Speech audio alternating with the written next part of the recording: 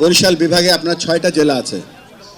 এই 6টা জেলাতে স্বপ্নটা দেখতে দেখতে থাকেন যে 6টা জেলাতে প্রত্যেকটা উপজেলাতে আমাদের বিসিবির যে জেলার ক্রিকেট কোচ আছে, একজন এখন আছে, ভবিষ্যতে হয়তো 2জন হবে, কোনো একদিন 3জন হবে।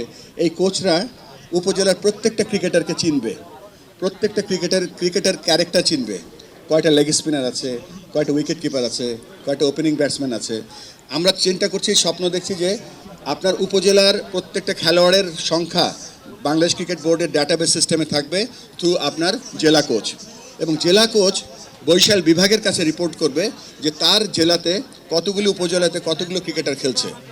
এবং সেই বিভাগে সব জেলা মিলিয়ে যখন একটা শক্তিশালী বিভাগীয় দল হবে, তখন আর আপনাদেরকে কখনোই ঢাকার দিকে তাকিয়ে থাকতে হবে না যে ঢাকার সিলেক্টররা আমাদের বরিশাল বিভাগীয় দল বানিয়ে দেবে। বরিশালের একটা দল হবে, সেই দলটা জাতীয় লিগে খেলবে, ন্যাশনাল লিগ খেলবে, বিসিএল খেলবে। এটা আমরা চাই না। আমরা চাই বরিশালের প্রত্যেকটা খেলোয়াড় বরিশালের সিস্টেমের মাধ্যমে বরিশালের জন্য রিপ্রেজেন্টেট করুক বা রিপ্রেজেন্টেশন করুক।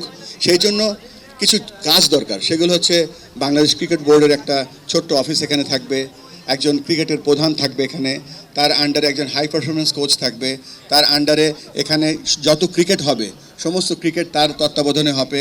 আমরা আপনাদের জেলা লিগ, আপনাদের যে নর্মাল ক্রিকেট গ্রোথ আমরা ডিস্টার্ব করব না। আমাদের গেম ডেভেলপমেন্ট ডিপার্টমেন্ট আপনাদের কিন্তু অলরেডি এজ গ্রুপের ক্রিকেট করছে। আমরা হয়তো অ্যাডেড একটা আন্ডার 19-এর ছেলেদের জন্য একটা 2 দিনের ক্রিকেট, আন্ডার 19-এর মেয়েদের জন্য হয়তো একটা 50 ওভারের ক্রিকেট, এই সমস্ত জেলা মিলে যে একটা টিম হবে সেটার জন্য হয়তো একটা 50 ওভারের খেলা হবে। তো এই স্বপ্নটা দেখছি, এবং এই স্বপ্নটা পরবর্তীতে যখন বরিশাল ফুলে ফেপে উঠবে ক্রিকেটে, তখন বরিশালের এখান থেকে আপনার ফাইন্যান্স, কমার্শিয়াল টিম ফাইন্যান্স তৈরি করবে, ডিজিটাল টিম ডিজিটাইজেশন করবে। তখন আপনি একটা স্বাবলম্বী ক্রিকেট বোর্ড হবে বরিশালে, এবং তারা রিপোর্ট করবে ঢাকাকে। এবং ঢাকার থেকে তখন যেন বলতে পারে যে বরিশালের অমুক অঞ্চলের অমুক গ্রামে একটা ভালো উইকেট কিপার আছে।